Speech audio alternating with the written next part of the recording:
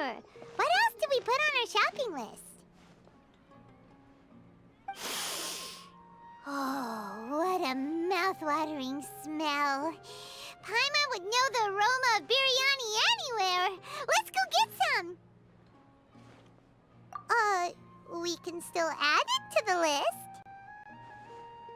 Well, if it isn't the Traveler and Paimon. Wasn't expecting to see you here. Hello there. Oh, it's been quite a while. Ah, so you two are still hanging out together. Dia, didn't you say last time that you were gonna head back to the desert? I said I was going to resign from being her bodyguard, not that our friendship was over. We're still the best of friends. The Homayanis also still post jobs from time to time. Their pay is always generous, so me and the other mercs never pass them up. I told Dia to just stay at our place when she took one of those jobs a few days ago. My parents were delighted. They even said that it always felt like we were missing someone whenever Dia wasn't around. That sounds like something they would say, all right. They're always so welcoming. Anyway, the job is already taken care of, so I was gonna head back to the brigade as soon as I finished a little shopping. But the master kept insisting, and I ended up staying for another day. You can stay for as many days as you want, Dia. Father hasn't even gotten around to treating you to his best dishes yet. You know I'm not the kind of person to stay put in one place like that, my lady. Don't worry, though. There'll always be next time. What? She said they'll treat you to the best dishes! Paimon can't believe you can still refuse that! But wait. Didn't you say last time that you would take me on a trip to the desert? Why don't you just take me with you today, when you leave? There are so many places I still haven't visited yet. I'm sorry, my lady, but no can do. There's still a few things I need to take care of back at the brigade. Besides, the desert hasn't exactly been the most peaceful place lately. Oh, come on. Not this again. That's also what you said last time and the time before that. I know, I'm sorry. Just give me some more time, and I promise I'll plan the best trip ever for you. All right, fine. To be perfectly honest, it's not that I wanted to go, it's more like I feel like something is off about you lately. Ever since you first set foot on the estate a few days ago, you've been acting anxious and even paranoid. Have you been delaying our trip because you've run into some kind of trouble? Nah, are you kidding? You're worrying too much. Would you swear on that? Friends shouldn't lie to each other, you know. I wouldn't pry any further if you're willing to swear on what you just said. But if something really is bothering you, then just tell me. You know I'll help you however I can. Oh, looks like DEHYA'S was onto something. You're too perceptive, my lady. Seems I can't hide anything from you. I just thought that nothing good could come out of telling you about the messy happenings of mercenaries. Knowing too much only leads to more trouble. Mercenary life is a dog-eat-dog world where Mora reigns supreme. Everything operates on a completely different set of rules. That doesn't change anything about what I just said, though. We're still friends, and I can only support you if I understand what's bothering you. My lady, you're not gonna stop until you drag it out of me, are ya? All right, I'll share what I know. Let's go somewhere else first. This isn't exactly the best place for a discussion. Okay, let's talk here. Just try not to draw any extra attention. As you may already know, the Eremites have both a lot of mercenaries and a complex organizational structure. Many mercs are no different than me, just going around looking for jobs to earn some mora. My brigade is called the Blazing Beasts. We're not a large group, but every member is loyal and brave. However, not all Eremite brigades are like mine. Some are willing to cross all kinds of lines for the sake of mora. The most notorious is a faction known as DEHYA'S Relics. DEHYA'S relics? Judging from the name, they must really look up to... Yep, you got it. I've heard that you've already crossed paths with Ain al-Akmar. They're one of the groups under the Relic's banner. Oh, you mean the group that tried to sell us the Divine Knowledge Capsule? Yeah, they weren't friendly at all. DEHYA'S Relics is composed of many smaller brigades like Ain al-Akmar. The Relic's headquarters issues orders to all brigades under his control. On any other day, I would want nothing to do with them. Unfortunately, though, the brigade that's stirring up trouble now is none other than Dakan al-Akmar. Dakan? I think it means beard or something. Believe me, it's a really stupid name. I found it insufferable for years. Anyway, the real issue is that Dakan al-Akmar is led by my father, Kusela. Say what now? I think I'm starting to understand your anxiety now. But what did they do? I won't go into details, my lady, but they've been involved in a lot of violent incidents. We're talking hundreds. Hundreds? Yep. The scenes tend to be quite gruesome, too. They strip the victims of all their valuables before murdering them. Not only have they targeted merchant caravans and ordinary citizens, but other mercenary brigades as well. That's beyond terrible. They won't even spare their own kind. I don't know how DEHYA'S Relic sees it. All I do know is that Dakan al-Akmar has become more and more aggressive over the last few years. If I don't do something about them, then even my brigade or the people of Aru village could become their next target. I just wish I knew what's driven him to do this. Yeah. How can your father do such terrible things? I don't know. People change. He's always been pretty pathetic. But at least in the past, there were still a few lines that he wouldn't cross.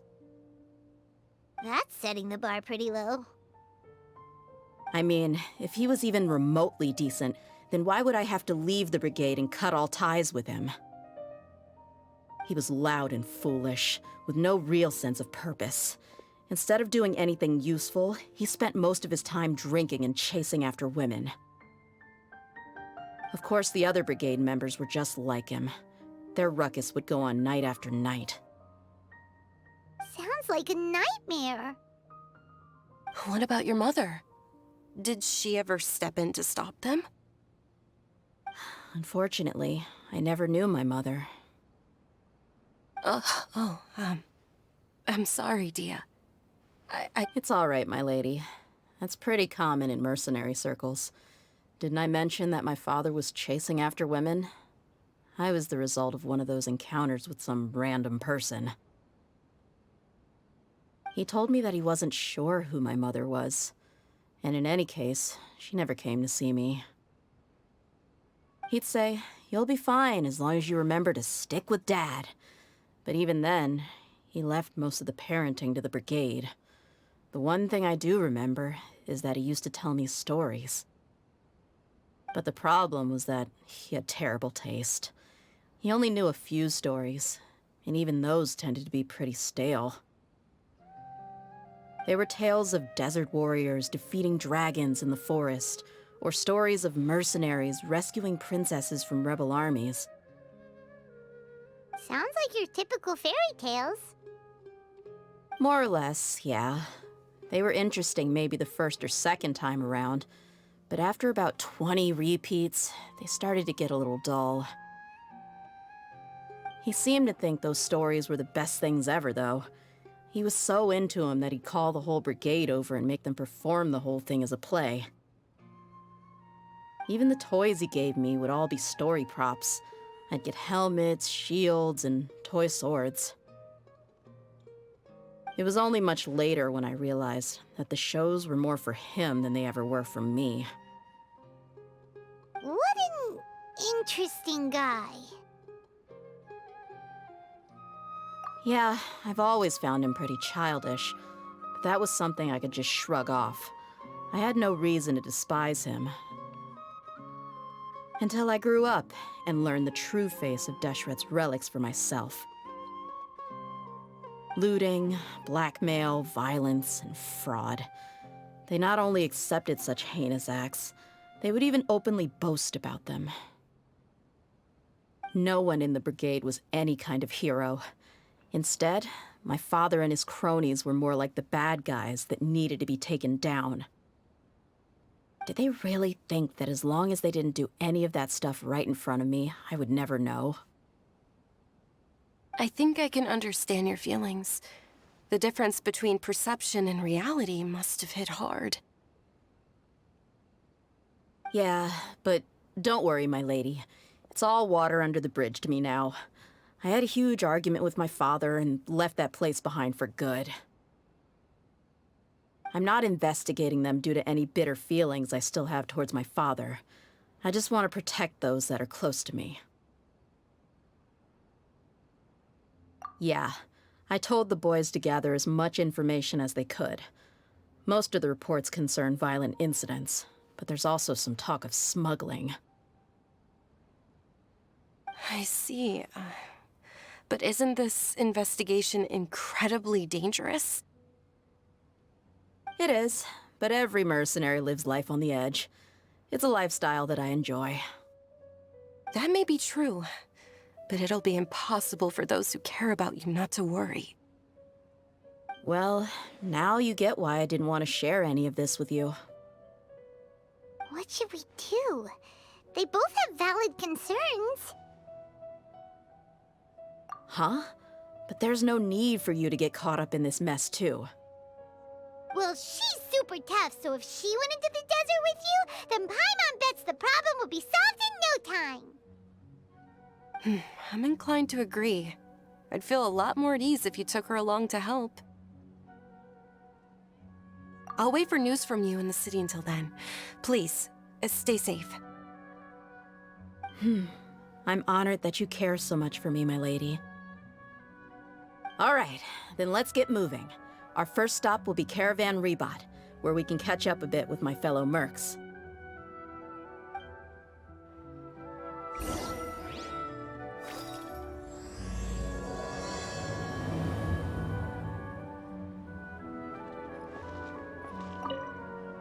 Please be careful. I'll stay in the city and wait for news from you.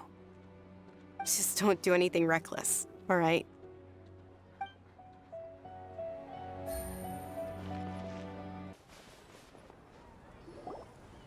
Hey, Dia, you're back. Are these two friends of yours?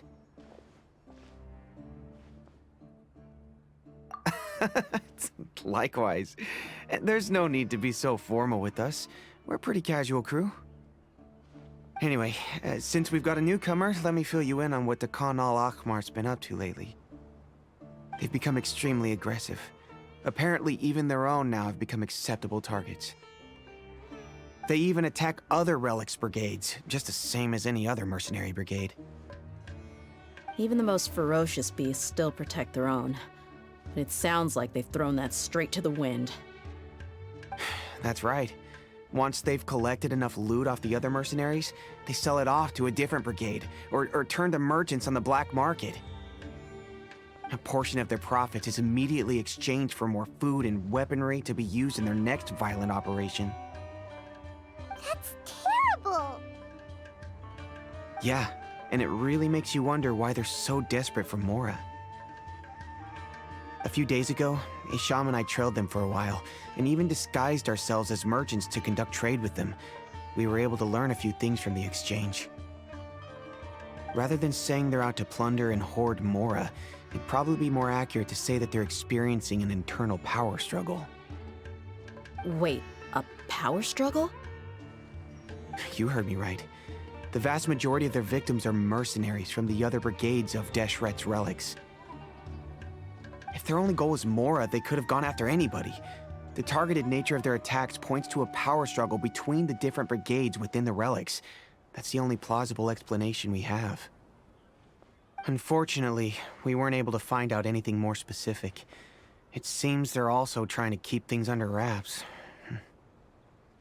Oh, one last thing we discovered was that over the past few years, as the Khan al-Ahmar became more and more active, Deshret's relics as a whole became a lot weaker. It sounds mighty strange to me, too. Harun, you can leave the rest of the investigation to us. Gotta say, though, I didn't expect you to go on a whole undercover mission during the few days I was gone. Sounds like you were really putting your necks on the line, no? Nah, it was nothing. We're just as concerned about the situation as you are. The Khan al-Ahmar is your father's crew, after all. What he said. Besides, Dia, haven't you done more dangerous things than all of us combined? What we did is nothing compared to your experiences. Yeah. And while they went to talk with Khan al-Ahmar, I took a look at the last camp they attacked. Any survivors of the attack were already long gone. There was nothing of value left in the camp. Ah, Hisham and Khalaf. You're here too. We rushed over as soon as we saw you come into Caravan Ribat. Although this new friend of yours looks a little green behind the ears, I'm sensing a special vibe from her. Now that we know you'll have a capable partner with you, we can also rest easy. Hey, what about Paimon? Feel anything special? Oh, you're also planning to tag along with them? Of course! Paimon is the traveler's most important guide. Wherever she goes, Paimon will follow. Oh, in that case, then you'd better take care of her too, Dia. Don't underestimate Paimon! Don't worry about her. She may look tiny and helpless, but she's been through just as many battles as the traveler here. Even if she had only survived on sheer luck, then that alone would still make her quite formidable. I had no idea. I guess I shouldn't judge by appearances. Oh, one other thing, Dia. When you're free, why don't you update the deputy about your upcoming schedule? We held another recruitment event a few days ago, but everyone only came to see the Flame Mane. You weren't around at the time, so people were pretty disappointed to only find our crew of rough, unkempt guys. The deputy put a lot of effort into the event, but it was basically for nothing. Only a few people chose to stay, and that really got to him. Sorry to hear that. I'll be sure to bring him some great liquor next time. I left in a hurry, and I couldn't make it back in time for the event. Gotta admit, I can understand their disappointment, though. You're our brigade's main selling point, after all. Now, if only the deputy could figure out a way to bring a few more smoking hot members into our ranks. Keep dreaming. Remember the last time I invited a couple gals into the brigade? You all just froze up with your mouths gaping like a bunch of scarecrows. The awkward silence and weird expressions left quite the impression on them. They were originally interested in joining us, but after that, they both told me they were too uncomfortable to stick around.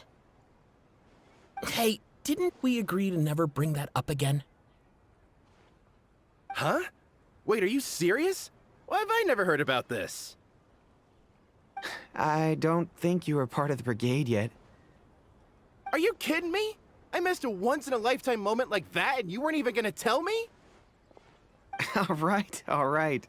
We can tell you about it later. Now's not the time. Hey, don't you try to change the subject.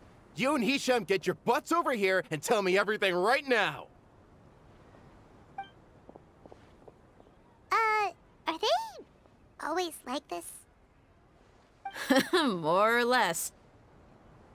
There aren't many rules or graces when it comes to mercenaries. We're used to just speaking our minds. If someone starts getting under your skin, you just yell right back at them. And if that doesn't put an end to it, then you just challenge them to a fight. But we also don't tend to take many things too seriously.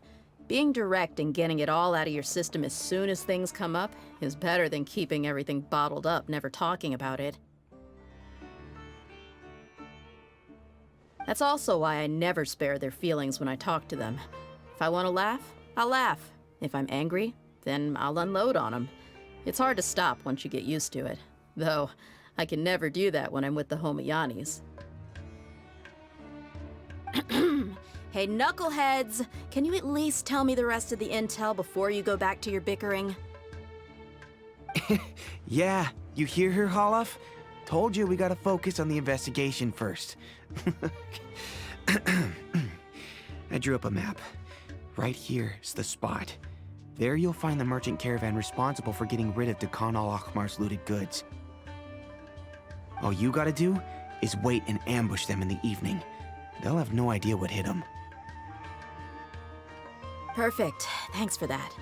Be sure to pass my regards to everyone else in the brigade as well. Will do. You stay safe, Dia.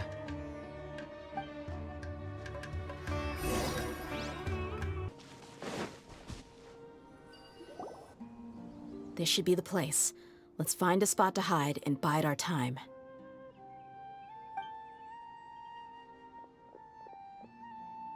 It's gonna come down to a fight one way or another, so let's all be careful. No need to worry. She knows her way around a fight. I'm not worried about that. What I meant is that we probably shouldn't go too hard on the enemy. After all, we still need to get information out of them.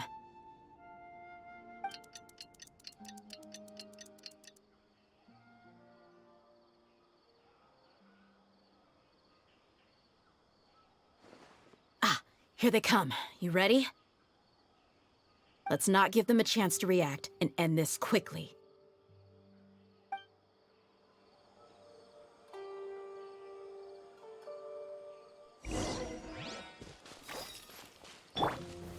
Solidify!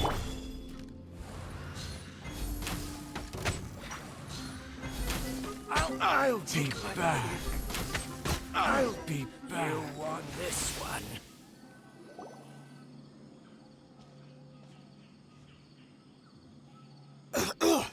Huh? You're the Flame Mane. Good. That saves me an introduction. All right, time for a little talk. Are you buddies with Khan al-Ahmar now? Tell me, what are they after? You know the code of being a mercenary just like everyone else. The first rule is to never divulge key information about our employer. What makes you think I'd talk? That might have worked on an amateur, but I know you're just looking to protect your reputation. Think about it, though. What's your reputation worth if you won't have the other tools you need to succeed in this line of work? Tools like, I don't know, your limbs or eyes? You've got 5 seconds. You might want to think twice about how much your employer's information is worth to you. Whoa! I'm not joking around. We can do this the easy way or the painful way. 2 seconds! I'll save you the trouble.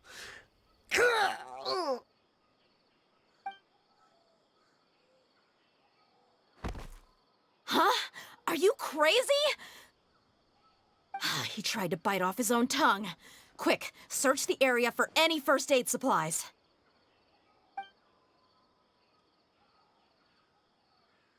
I definitely didn't expect him to go that far. Thankfully, the wound wasn't too deep, and he just passed out from the pain. But why would he be so extreme? I just wanted to test his mettle. You can get a lot of mercenaries to talk just by threatening them. I didn't expect him to be willing to go through so much pain just to deny us some intel. Well, he's out cold for now. We could wait for him to wake up, but maybe it's not a good idea to interrogate him any further. What should we do? Yeah, don't worry about it. It'll be a waste of time to interrogate him again after that. He might just hurt himself again if we start asking. There are lots of goods around here. Let's search the area. Maybe we'll be able to find something. I'm really sorry.